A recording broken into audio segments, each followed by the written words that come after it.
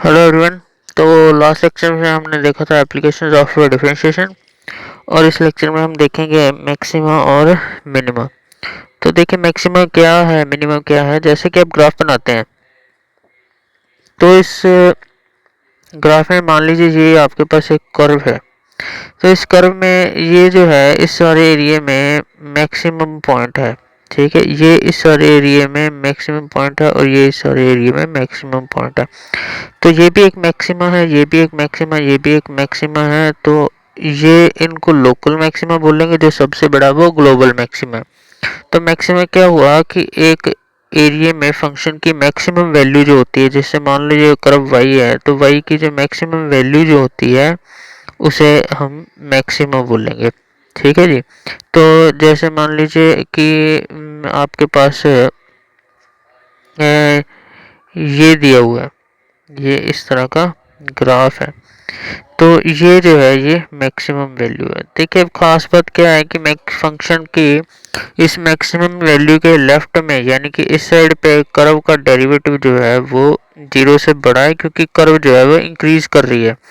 और इसके right side में कर्व का डेरिवेटिव जो है जीरो से छोटा है।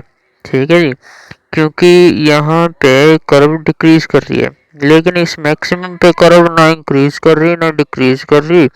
तो यहाँ पे जो डेरिवेटिव है ये ज़ीरो है। ठीक है जी। अब इसी तरह मिनिमम होता है, इस मिनिमम के लेफ्ट पार्ट में फंक्शन यहाँ पे नीचे आ रहा है, घट रहा है, तो यहाँ पे डेरिवेटिव जो है ज़ीरो से छोटा होगा। अब यहाँ पे फंक्शन जो है इंक्रीज कर रहा है तो यहाँ पे डेरिवेटिव जो है जीरो से बड़ा होगा, और इस पॉइंट पे जहाँ मिनिमम है वहाँ पे डेरिवेटिव जो है वो जीरो होगा। तो कौन से पॉइंट पे फंक्शन का मैक्सिमम और मिनिमम होता है, जहाँ पे डेरिवेटिव जीरो है वहीं हो सकता है, लेकिन जरूरी नहीं है कि जहाँ डेरिवेटिव जीरो है वहाँ मैक्सिमम और मिनिमम होगा ही होगा। जैसे ये करो, देखिए इस पॉइंट के ऊपर डेरिवेटिव तो जीरो है, इसके लेफ्ट में भी डेरिवेटिव जो है जीरो से बड़ा है, राइट में भी डेरिवेटिव जीरो से बड़ा होगा। इस पॉइंट के ऊपर डेरिवेटिव जो है जीरो होगा, लेकिन यहाँ पे ये ना मैक्सिमा या ना मिनिमा, इसको बोलते हैं पॉइंट ऑफ इन्फ्लेक्शन। तो हमारा जनरल वर्किंग रूल देखिए, हम देखते हैं कि वर्क कैसे करना है, जो चीज़ यूज़ होनी है, मेथड ये। अगर आपको कोई कर्व दिया है वाई तो आप उसका डेरिवेटिव निकालिए d y by d x. D y by d x को ज़ीरो के इक्वल करिए, जो पॉइंट आते हैं उनको नोट कर लीजिए, जैसे x1 x2 x3 जो इतने भी पॉइंट आते हैं। अब d two y by d x square निकालिए। ठीक है, इसमें x1 पुट करिए। अगर तो ये ज़ीरो से बड़ा आता है तो x1 जो है वो मिनिमम है।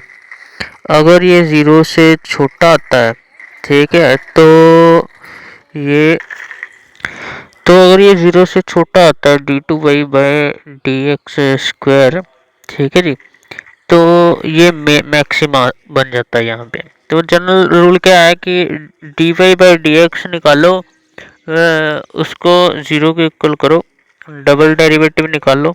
अगर तो डबल डेरिवेटिव ज़ीरो से बड़ा है तो मैक्सिमा, ज़ीरो से छोटा है तो मिनिमम, ज़ीरो के इक्वल है तो हम कुछ नहीं कह सकते या मैक्सिमा या मिनिमम का। ठीक है जी। तो ये हमारा जनरल वर्किंग रूल होगा। अब एग्जांपल के ऊपर देखते हैं कि मान लो आपका फंक्शन जो है वो sine x plus cos x है इन द इंटरवल 0 to पाई/2।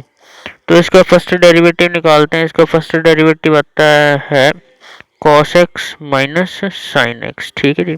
अब इसको जीरो के इक्वल करना है, जीरो के इक्वल करेंगे तो cos x equal to sine x. Cos x sine x के बराबर कब होता है, जब एक्स पाई/4 होगा 0 to पाई/2 में, मतलब कि एंगल 45 डिग्री होगा। तो 45 डिग्री के ऊपर चेक करने के लिए अब डबल डेरिवेटिव निकाल लेंगे।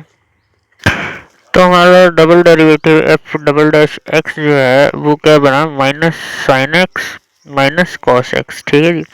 तो ये 45 डिग्री इसमें वैल्यू पुट करके देखते हैं। 45 डिग्री एफ डबल डैश में जब आप पुट करोगे तो आपका वैल्यू बनती है minus sine 45 minus cos 45 degree. ठीक है जी।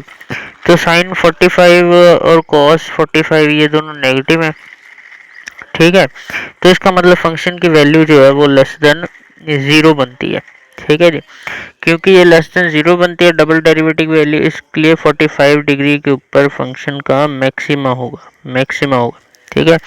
तो इस तरीके से हम मैक्सिमा और मिनिमा निकालते हैं। अब एक और एग्जांपल करके देखते हैं। आपको दिया है x raise to power 4 plus 2x cube minus 3x square minus 4x plus 4।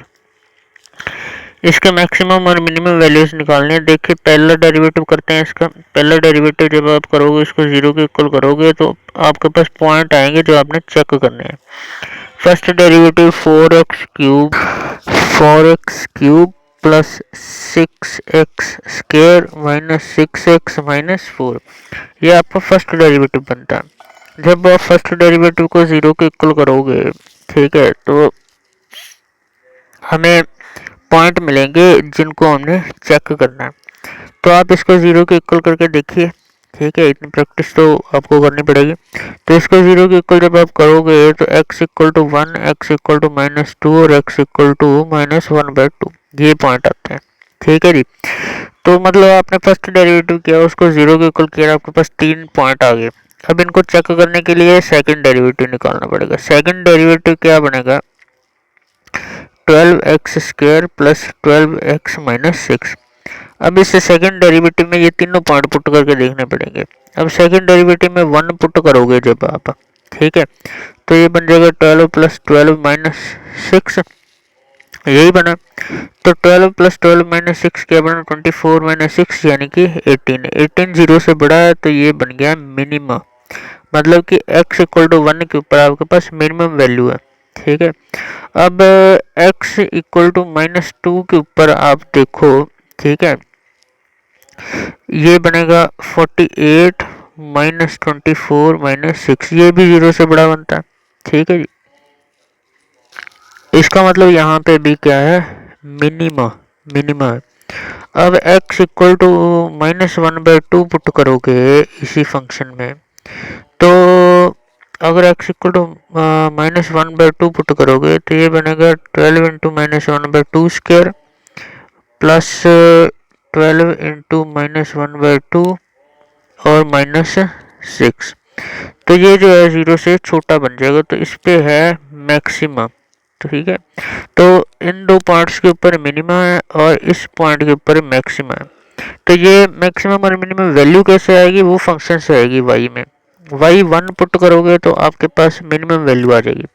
y -2 put करोगे तो -2 के ऊपर जो मिनिमम वैल्यू है वो आ जाएगी। y में -1/2 करोगे तो मैक्सिमम वैल्यू आपके पास आ जाएगी। अब ये y में आप पुट करके देखिए और आपकी मैक्सिमम और मिनिमम वैल्यू आ जाएगी।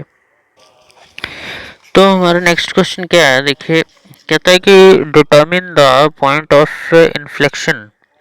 एक कर्व दी हुई है आपको, y is equal to x minus 2 whole square multiply x minus 7। इसके पॉइंट ऑफ इन्फ्लेक्शन निकालने हैं। तो इसका पॉइंट ऑफ इन्फ्लेक्शन यानी कि डबल डेरिवेटिव जहाँ पे जीरो है, ठीक है जी, डबल डेरिवेटिव पे हम कुछ नहीं कह सकते कि मैक्सिमम मिनिमम, डबल डेरिवेटिव पे इसका पॉइंट ऑफ इन्फ्लेक्शन जो है वो निकाल लेंगे। तो इसका फर्स्ट डेरिवेटिव जो है वो हमारे पास बन जाएगा x माइनस 2 स्क्वायर प्लस में 2 into x minus 2 multiply x minus 7। इसका सेकंड डेरिवेटिव आपके पास बन जाएगा 2 multiply x minus 2 plus 2 into x minus 7 plus 2 into x minus 2। ठीक है जी। तो ये बन जाएगा 2 इंटू 3x माइनस 11। तो इसको ज़ीरो के इक्वल करोगे तो आपके पास जो है यहाँ पे x जो आता है वो आता है 11/3। तो 11/3 जो है ये आपका पॉइंट ऑफ इन्फ्लेक्शन है। तो देखिए अब नेक्स्ट एग्जांपल में क्या है, आपको फंक्शन दिया है sin x multiply by 1 plus cos x. कहता है शो करो कि इसका मैक्सिमा जो है x इक्वल टू π/3 पे अकर करता है। x इक्वल टू π/3 पे इसका मैक्सिमा है, यही प्रूव करना है आपको। ठीक है जी। तो अब अगर ये y है, इसका पहला डेरिवेटिव करो, उसको जीरो के इक्वल करो, उस पर जो पॉइंट आता है डबल डेरिवेटिव करो, देखो ये जीरो से बड़ा है, जीरो से छोटा है। तो चलिए इसका फर्स्ट डेरिवेटिव निकालते हैं। तो y का फर्स्ट डेरिवेटिव है, देखिए ये है फर्स्ट फंक्शन, ये है सेकंड फंक्शन। तो first function as it is, second function का डेरिवेटिव जो है वो माइनस साइन एक्स, और second function as it is first function का डेरिवेटिव है cos x। तो जी ये आपके पास बन गया minus sine square x plus cos x plus cos square x. तो हमें वो पॉइंट निकालना है जहाँ पे ये जो डेरिवेटिव है वो ज़ीरो के इक्वल होता है। तो देखिए साइन स्क्वायर एक्स की वैल्यू क्या होती है, साइन स्क्वायर एक्स की वैल्यू होती है 1 माइनस कॉस स्क्वायर एक्स। तो साइन स्क्वायर एक्स की जगह 1 minus cos square x put कर दिया। ठीक है जी।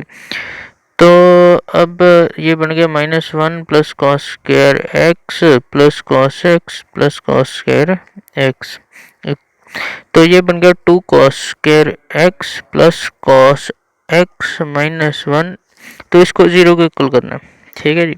अब ज़ीरो के इक्वल करना तो यहाँ पे आपके पास ये क्वाड्रेटिक इक्वेशन बन गई। तो इसको सॉल्व करते हैं। ये है 2 कॉस स्क्वायर एक्स, यहाँ पे लिखेंगे plus 2 cos x minus cos x -1 equal to 0। यहाँ से 2 कॉस एक्स कॉमन निकल जाएगा और ब्रैकेट में बचेगा कॉस एक्स प्लस 1। यहाँ पे भी -1 कॉमन निकल जाएगा और यहाँ पे cos x प्लस 1। तो 2 cos x -1 और cos x plus 1 is equal to 0। यहाँ से आपके पास बनता है या तो होगा cos x 1/2 या cos x होगा -1। तो ये दो ही पॉसिबिलिटीज हैं। cos x जो है -1 कब होता है, cos x जो है -1 होगा जब x जो है वो पाई होगा, और cos x 1/2 कब होगा जब x जो है वो π/3 होगा। तो आपको शो करना है कि π/3 पे मैक्सिमम है। तो देखिए अब इसका डबल डेरिवेटिव करना पड़ेगा मैक्सिमम पता करने के लिए। तो डबल डेरिवेटिव करते हैं। पहला डेरिवेटिव हमारे पास था 2 cos square x plus cos x -1। तो इसका जब डबल डेरिवेटिव करोगे तो ये बनेगा 4 cos x multiply minus sine x और माइनस साइन एक्स। अब इसमें जो है आप एक्स को π/3 पुट करोगे जब आप, तो ये आपके पास बन जाएगा। तो इसका डबल डेरिवेटिव वाई डैश का बनता है y double dash 4 cos x minus sine x. इस डबल डेरिवेटिव में जब एक्स को π/3 पुट करते हैं तो यहाँ पे देखिए ये बनता है, यहाँ पे cos x पॉजिटिव है π/3 पे, ये भी पॉजिटिव है। इस माइनस साइन के कारण ये सारी टर्म जो है नेगेटिव हो जाती है, ये भी नेगेटिव हो जाती है। ये ज़ीरो से छोटा है इसलिए ये सारा ज़ीरो से छोटा आ जाता है, तो इसलिए यहाँ पे मैक्सिमा बनता है। तो ये मैक्सिमा और मिनिमा की प्रॉब्लम्स हैं, ये अक्सर ही लॉन्ग क्वेश्चन में आ जाती हैं। तो इसको आप ट्राई करके देखिए। ये फर्स्ट पार्ट है। Second part of maxima and minima के में हम इसकी प्रैक्टिकल एप्लीकेशंस देखेंगे।